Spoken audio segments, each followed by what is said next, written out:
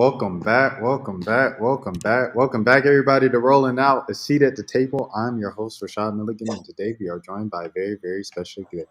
Today, I got tongue tied there. You might know her if you have any kids on TikTok, or you might be on TikTok yourself. We have one of the best attorneys in the land, in all of Come Chicago, on. and all of the land. We got Miss Attorney Cierra Norris. Attorney Norris, how are you doing today? I'm good. What's up? What's up? Thank you for having me. I was just getting you a little higher there. So you're too kind, but I always tell people lawyer first, TikTok second. I was good before I went viral. Nah, I heard it. I heard it. I mean, Y'all you not have gonna to put make me in that. no box, but I ain't no Right, right. TikTok No. lawyer. Yeah, I can imagine. I guess that would be the first question, just going into that. Like, what is it like, doing all the work, like you said, to be a lawyer, to be like the best lawyer, right, in your area, and then but when you do the fun stuff and you blow up with the fun stuff, it's like people like me will introduce you as the lawyer from TikTok, and so it's like I didn't cry hours and hours and study and read books over this. I'm glad you started with crying. Cause there was a lot of crying involved. And people, a lot, they always tell you when you're successful, people just see the success. It looks like an overnight thing, but I've been working my whole life to this point. I've known I wanted to be a lawyer for a long time. I also knew that I needed a platform that was much larger than simply going in and out of criminal court. I knew that I wanted to do it differently than anyone else had ever done it.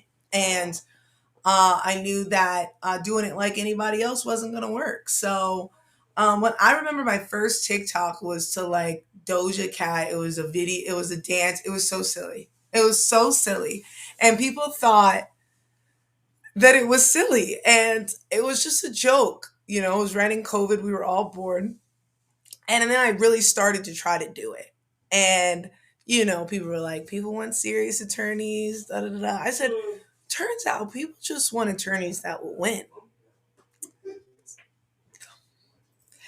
Run And that back, run that back, run that okay, back one okay, more time, right, one more right, time right. for the Okay, people in the okay. back. Just to say it again for the people in the back. People told me that people wanted serious attorneys. It turns out people want attorneys that can win. Just to start it off hot with you. Just to start off the stream by showing you the ball that they try to hide, because that's what I do. They want to use the words of professionalism to control their comfort because your success makes them uncomfortable. Okay? Look, I don't do I did. nothing without pointing, Mom. I thought Easter was 2 days ago. I didn't know we were still preaching on it. I've been waiting to get my platform for a minute, and I'm not going to waste any opportunity to get my message out to young It's so. people. Yeah, an attorney. I'm sorry for cutting you off here, but it's such a thing, especially with black professionals and young black professionals.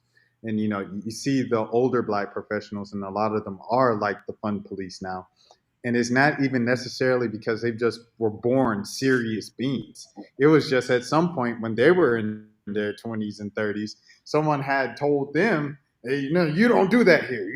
We don't act like that Well, they anymore. compromised their personalities and who they were for their own survival. Because what social media does is it opens up the doors to the courthouses that I'm in, and no longer can you yell at me or undermine me with I have a platform. So, this is a business. And if the judges and the state attorneys and the clerks and the sheriffs don't respect you in that courtroom, your client is not going to feel comfortable paying you. So there's a way to control an advocate. I don't like control. And so I decided to use social media to invite people into what I was doing because I already knew that I was going to be someone that they didn't like and they were going to try to control. I've had older people tell me they're going to sit you down for something stupid. I said, good. They're going to take this license so I can be a civil rights activist. Take it so I can do the things that I want to do as a revolutionary. Because if you take it and you shut me up, all you're going to do is catapult me into stardom in a whole different area because you silenced me. Because all I really was guilty of was being good and being vocal about mass incarceration. So, Speaking of that, I want to ask you about just your goal, your overall goal, like going into law and things of that nature. Like you said, you spoke on mass incarceration. You spoke on take my license away so I can become a civil rights leader and things of that nature. Just growing up, at what point did you decide that law was the field that you wanted to enter and why? I'm a millennial. I start off that way because although we grew up on the dawn of the technological age, we did not have technology in the way that this generation does. So when they were selling us this pipe dream of being whatever we wanted to be and saving the world so we would go get college degrees, there wasn't as much information as this generation has. So there were a few careers that you knew about that got you up out the gutter. One of them was being a lawyer. And I always had a problem with authority. I was always the oldest child. I was always sticking up for my brothers and sisters.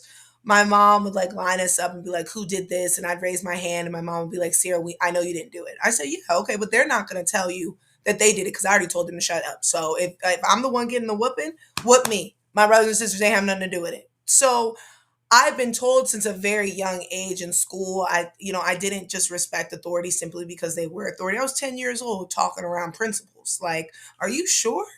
And so I heard lawyer a lot, not because I was an arguer, but because I was a complex thinker and I didn't just take things for face value. At 16, I got pregnant with my son. And that's when I read the statistic about black boys who are product of black single moms having 90% chance of going to prison in between the ages of 19 and 25.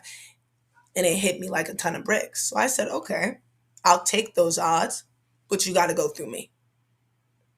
And so it was at that point where I decided that criminal defense was going to be my first, that was going to be my path into protecting my son. And it turned into a purpose that started to protect other people's sons. What is the power, as basic of a question as it sounds, what is the power of just education? I like to explain things through examples. I've what the reason why I was late actually I gotta fix that. Was because I hired a business operations manager a couple of weeks ago to get my business in order. I started off with being a good advocate and a lawyer first. A wise person told me that if you're good at what you do and you love what you do, that the money will come. So I focused on being a good lawyer. There's not a business course in law that tells you how to run a firm. They wouldn't want you to know that. And so I hired him, and we were butting heads. And we were butting heads on the firm and the business because I didn't realize that he had gotten to a point where he couldn't understand the product he was selling, right? He had to see me in action to truly understand, what he was selling and what he was really doing and what we were doing there. And so, you know, I had to show people and through social media what's really trying to bring people into what I'm doing. And so I kind of got lost in that answer a little bit, but you know, showing people that what we're doing is not just one plus one equals two. It's not, there's an art to this. And the power, in it is understanding that art and understanding that balance. And, understanding why you're doing what you're doing. So, So so, oh, go ahead, go ahead. I'll let no, you go finish. ahead. Go ahead. Oh no, no, I was just gonna ask you to like just continue to break things down. So you said there's the art to it and everything like that. Um, but what is even like I said, even kind of going back to the last question, but it's the art of even knowing the art and understanding the art. Because, like you said, mass incarceration, a lot of those just scenarios, I guess you can generalize, and you can correct me if Right. I'm wrong since you're in it. We can generalize a lot of those people just didn't know, right? Right? Like we didn't know the game, we didn't know the justice system, we didn't know the law, et cetera, et cetera. So what is the power of understanding the Okay, art? that's what it was. So I got lost off. So just to go back, because I'm probably undiagnosed ADHD like many of us are. So I got lost in that answer, and so it was the education part. So I had to show him and educate him as to what he was selling because he didn't know what he was selling, right? That and thank you for getting me back on track because I was just like, what the heck was that? You So good? You good? so I'm like, somebody on my TikTok was like, she's talking about a whole lot of nothing. I said, you're probably right because I lost the question in that answer. So thank you for bringing it back. Authenticity is something I stand on. But he didn't know what he was selling. I had to show him. And on our way back, this is his second day seeing me at court. He told me, he said, I had no idea it was like that. He said, I had no idea that court was like that. He's like, they're just calling them cattle to it's slavery. The well is the slave block. Okay. The people coming out of custody are the people in chains. I had to show him through educating him on what I was doing so that he could understand the product in which he was selling, right? Because he's a business operations manager. But how do you scale justice? How do you scale freedom? We just can't call the manufacturer and say, hey, look, we need more hours in the day, right? It is taking the platforms of social media and using the things that they have used to brainwash my young people to teach them. You're not gonna, you're not going to remember the interview of the guy saying, so when you're in jail, you shouldn't talk to on the recorded line. You're not going to remember that. Okay? What you're going to remember is the TikTok of me figuratively slapping the mess out of you for talk because that humor and that message gets stuck a little bit more. That's how they brainwashed us. That's how they're making 10-year-olds who are rapping about things they shouldn't be rapping about so they can make the age of for sale on our children less. You don't see it. They tuck these criminal courthouses away. You have to know where you're going. Prisons, like the plantations, are tucked away in towns that buses don't even go to, out of sight, out of mind. And if people don't know what's happening, they just are blind to it. So, educating people on what's actually happening by showing them what's happening is how I plan because I'm a revolutionary, but I got a couple of reform ideas.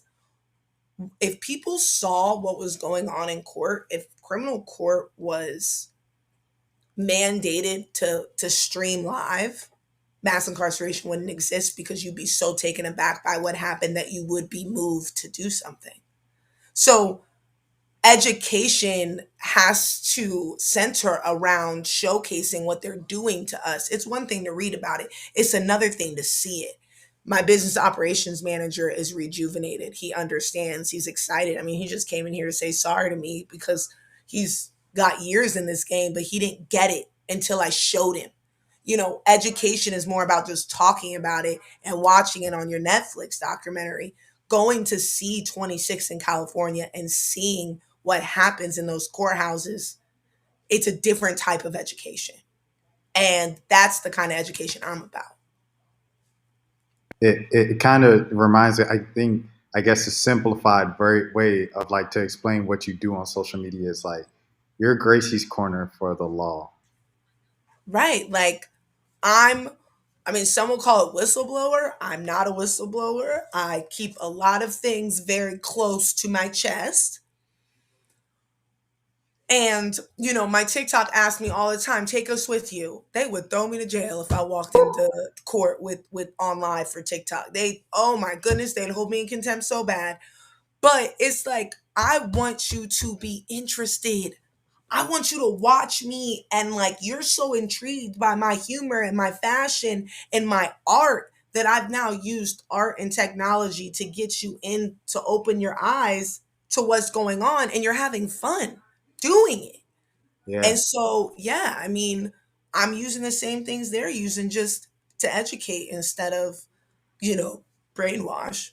Shout out Gracie's Corner, man, and Yeah, shout out to you as well. Like goodness gracious, that's some powerful stuff. That's some powerful stuff. I guess like what was this, for you to decide to give this game away for free? You know what I mean? Because especially like you worked for years to get all this knowledge and you're just giving it away for free. And like yeah, you can get paid from, you run a whole office, you know what I mean? So yeah, so you run a whole firm, but still like, just what was that? one, ain't nobody me, so I ain't secure, insecure. I mean, I'm me. Like, I know what I've been capable of doing. I pulled myself off out the mud. Like, you're not me. But in saying that, be better than me. Because they said one girl couldn't take down the system. But if one girl inspires an entire generation to come and help her, then boom, I'm not one girl anymore. I'm a general. And I want to show people and bring people in and show them the ball. I don't want nobody dependent on me. I don't have time for that. This is not the rap game. We can have Cardi, Nicki, Lotto, Megan, whoever, Gorilla, whoever else, whenever. I need y'all all out here and be better. Get more number ones. Beat my record. Be funnier. Dress better. Like, come on. And Criminal is one of the last games in the world where you can bypass the good boys club or the manufacturer, go straight to the people. I remember when I first asked somebody for $200 for their gun case. I said, "Yeah, I'll start for 200." I was 27 years old, wanted to be a part of the game. I was good, but I still remember, like, you know, being that young. Market where you're at. Being young and hungry can be just as much as pros as being experienced and old, you know? So I'm trying to show people that you don't have to be Harvey from Suits to start this.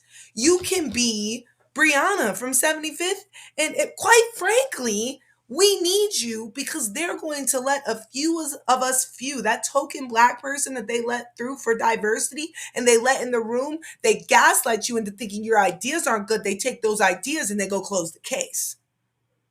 Because who do you think is calling? The community. Lawyers serve people, and my community is underserved.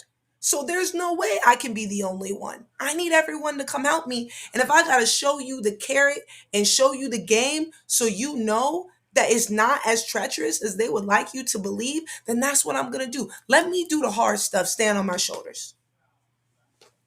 100%. And the thing that I always think of when I'm like, why I don't gatekeep information is because it's literally like there's so many instances where I could tell you step by step. Like literally, someone can tell you this is how I became a millionaire. I did this, I did this, I did this, and the people will sit there the whole time. They're like, I want to be a millionaire. They'll leave, and And not do 9 out of 10 won't even take the first step to even go there. So it's like if you know that, then why are you even gatekeep? And then even if they do every single step and they become as successful as you are, like you are still one of one. You're individual and everything like that. Gatekeeping is just it. Right. doesn't make sense. They talk about MJ, Kobe, and LeBron when they talk about the greats. You know, I preferably, I mean, MJ is the best, but that's no here nor there. But we can't fight this fight with just one of us. Yes, we need a leader. Yes, we need a voice. And I hope that my time in the trenches fighting for people's sons in criminal defense gives me the clout and the foundation that this people chooses me to be their civil rights leader. I hope, because I have to be chosen. I ain't never won no popularity contest, but this one, I'm hoping I can win. And I'm hoping I can win it, not because I'm sitting over here on TikTok telling you how to do it or what you should do, but that I'm showing you that I'm doing it. So if anybody deserves, or if anybody knows what's going on, it's the person that dedicated their first 10 years to the trenches of criminal defense. Take my word for it. Let me show you. Because I don't want to live and die in the courtrooms of criminal defense. I want to use it as a platform to create broader strokes when it comes to eliminating mass incarceration and reforming our criminal justice system. Well, 100%, 100%. I do want to ask you, just for the people here, everything, because we are running out of time. I want to ask you about, like, what is one thing that I guess Black people in the Black community need to be conscious of in terms of justice and the justice system right now? You need to know more than just the president. I'm not going to tell you to get out and vote. Know your judges. If you don't do anything, know your judges. Because you mean to tell me you won't take one day off of work and lose $800, but you'll put $8,000 up for somebody's attorney? Know who you're putting on the bench when it comes to criminal. It's the smallest thing. I don't care if you don't know your senators. I don't care if you don't know your president. I don't care if you never miss a day of work for nothing. Know your judges. Know the people who are putting your family members into prison. Know them. Vote for them or not. Vote for somebody else. Know your criminal judges. Start there. If you want to make real impact in a minimalistic way, research and know the judges that are sitting in felony court in your county. Because by the time you get in front of them, it will be too late. Or your family. And everybody, once they're in it, they want it to change. But I asked them, I said, okay, well, once I get your son out from underneath this, I hope at the next protest you're on my side. I hope at the next time it's time to get out in these streets, I hope I can depend on you like you depended on me. Because we need you out there before your son gets arrested. I have three more things. One, I wanted to ask, what is one crazy thing that's going on right now in the justice system, like you said, that people have no idea about that you can tell us right Um well, in Illinois, be careful of no cash bails, especially the working class Black community. Be careful when they sell you a dream of no cash bails. It's happening here in Illinois. And class gun cases like armed habituals, class 2 gun cases, your Second Amendment right, you know, discharge cases, those types of things that have anything of violence are being detained, and our men are having to fight their cases from the inside because no longer can you put collateral up to ensure that you'll come to court. So before, for high class gun cases, we could get $50,000 bond, 10% electronic monitoring, like a cakewalk. But now the only two options are release and detain, and the major felonies and all these guys with the backgrounds and the guys that have reformed their life, the guys that have these cases from 10 years ago but are catching a new case now that they have wives and kids. They're fighting those cases from the inside. Fighting a case from the inside is 10 times harder than fighting a case on the outside. Be careful of the no cash bails, because what I'm seeing is that the people who can post bail are being detained more and more, and the people who do retail thefts and the people that are they clog the system up with people who couldn't post $500,000, but what is replacing them are the leaders and the heads of our households for crimes that are systematically created to capture them. So be careful of no cash bails, because in practice what I'm seeing is that the leaders within our community are being detained, not the addicts and the bops and the people. And not saying that they deserve to be in jail, but they're the ones getting out, and the fathers and the people that have a lot to lose are the ones that are staying in, and that makes it really hard to fight a case. now. I really appreciate that. 2012, uh, Chief Keef becomes a thing. As a millennial, you're grown into young adulthood. Was that a good or bad thing for Chicago?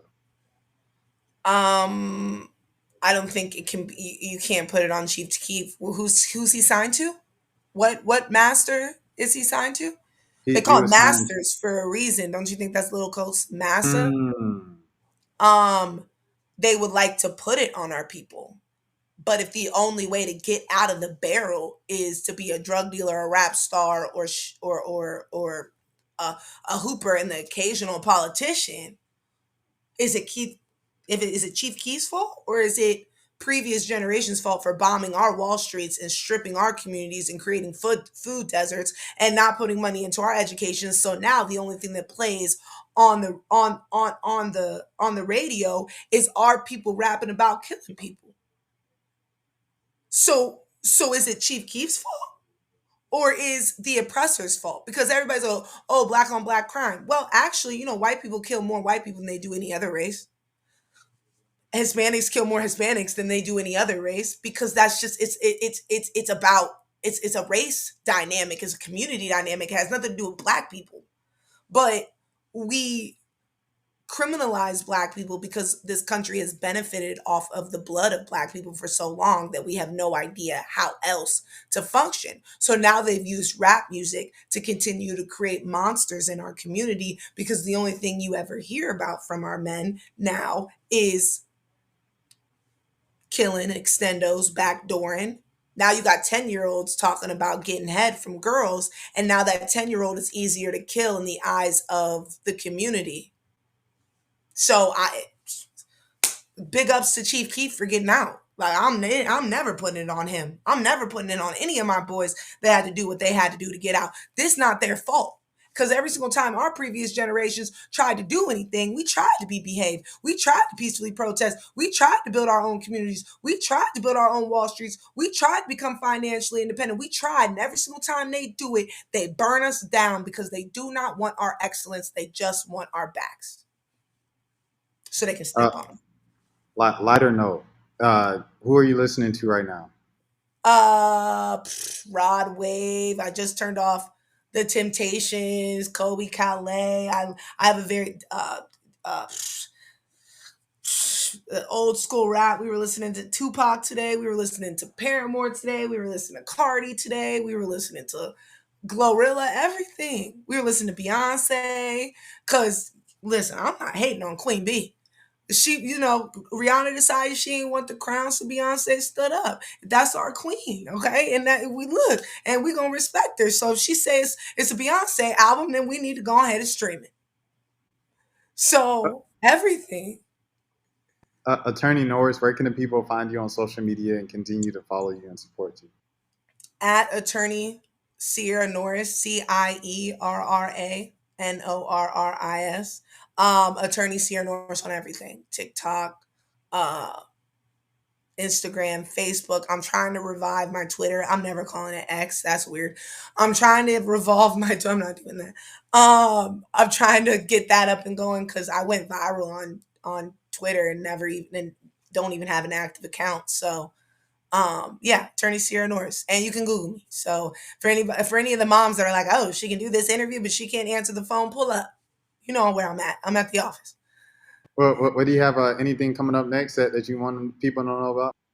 A lot of people want to see me in action. We have an attempt murder against a police officer in 26 in California, room 504 on April 29th. It's a little bit of a media case. Anybody who wants to come and use their right to publicly view a criminal case and just so happen to see me in action, you are welcome and you are invited. All right, Attorney Norris, we appreciate the time so much. Rolling out a seat at the table. We want to salute you and appreciate you for all the work that you're doing for the Thank you. community, for all the work you're doing for the people. Keep going. Be encouraged. You're supported here at Rolling Out. Thank you so much. I really appreciate you having me and thank you for your patience. No problem. And until next time, my name is Rashad Milligan. Please take care of yourselves.